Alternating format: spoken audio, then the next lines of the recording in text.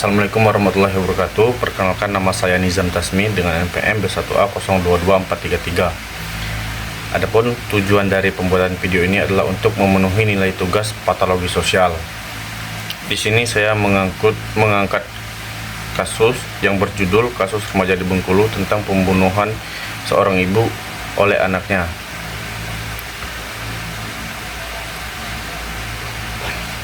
Tertanggal pada Agustus 2025, seorang remaja perempuan berusia 17 tahun diduga membunuh seorang ibu kandungnya saat korban sedang melakukan ibadah sholat. Pelaku menggunakan pisau dan cobek. Setelah kejadian, pelaku justru menyerahkan diri kepada warga dan kemudian dibawa ke Polresta Bengkulu. Saat ini polisi mendalami motif dan terutama kondisi kejiwaan pelaku. Tekanan bahwa usia pelaku masih di bawah 18 tahun sehingga masuk kategori anak yang berkonflik dengan hukum menurut UU SPPA. Indikasi utamanya adalah gangguan jiwa.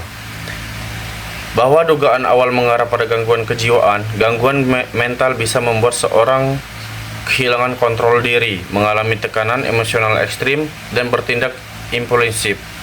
Pelaku menyerang saat korban tidak melawan, serta menyerahkan diri setelah kejadian menunjukkan adanya kemungkinan ketidaksadaran penuh atau gejala psikologis yang berat.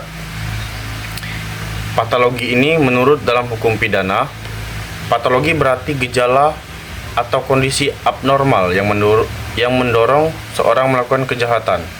Dalam hukum pidana, patologi melihat kejahatan bukan hanya sebagai kesalahan individu, tetapi sebagai hasil dari kerusakan atau gangguan baik dari diri pelaku maupun lingkungannya.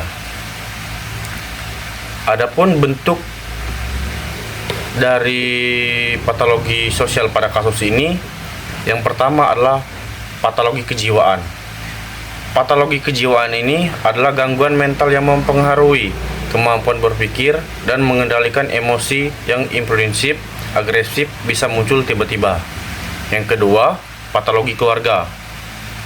Kemungkinan tekanan emosional atau konflik yang tidak bisa ditangani.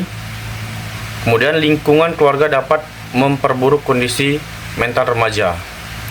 Yang ketiga, patologi perkembangan remaja, yang dimana kemungkinan emosi belum stabil serta kesulitan menghadapi stres atau tekanan.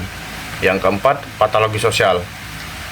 Minimnya perhatian terhadap kejahatan mental dan stigma membuat gangguan jiwa jarang ditangani sejak awal.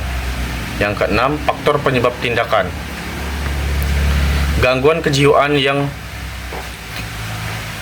tidak ditangani, tekanan emosional dan konflik keluarga, stres perkembangan remaja, serta ketidakmampuan mengontrol impuls, tidak adanya pendampingan psikologi sebelumnya.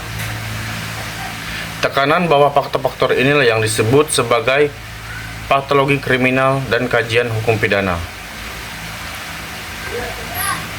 Adapun kesimpulan dari kasus ini menunjukkan bahwa kejahatan tidak selalu lahir dari niat jahat, tetapi bisa muncul karena kondisi kejiwaan abnormal dan lingkungan yang tidak kondusif. Pendekatan serta penanganan harus memperhatikan kejahatan serta kesehatan mental pelaku, usia pelaku sebagai anak, kondisi keluarga, dan fokus pada rehabilitas sesuai prinsip hukum pidana anak. Mungkin itulah materi yang dapat saya sampaikan. Saya akhiri. Assalamualaikum warahmatullahi wabarakatuh.